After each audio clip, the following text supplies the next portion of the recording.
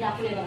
मी विद्यार्थी आहे, मी गोष्ट सांगत आहे, मी अनेक गोष्टींची पुस्तके वाचली आहेत आणि आता 2 दिवसापासून मी एखादं पुस्तक वाचत आहे.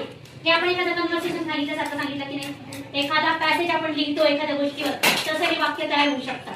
आणि मग शेवटी बघा, शेवटी काय लिहिलेलं आहे, मी 2 दिवसांपासून आणखी एक गोष्टीचं पुस्तक वाचत आहे. मग हे काय झालेलं आहे की ती क्रिया मी काय करतोय, सुरू केलेली आहे आणि अजूनही माझी चालू आहे. गोष्टीचं पुस्तक वाचण्याची क्रिया मी 2 दिवसापूर्वी सुरू केलेली आहे आणि अजूनही मी गोष्टीचं पूर्ण पुस्तक वाचत आहे. मग हे कोणत्या काळातलं वाक्य आहे, चालू पूर्ण वर्तमान काळातलं. मी एकच टॉपिक घेतला, स्टोरी. काय घेतला, स्टोरी.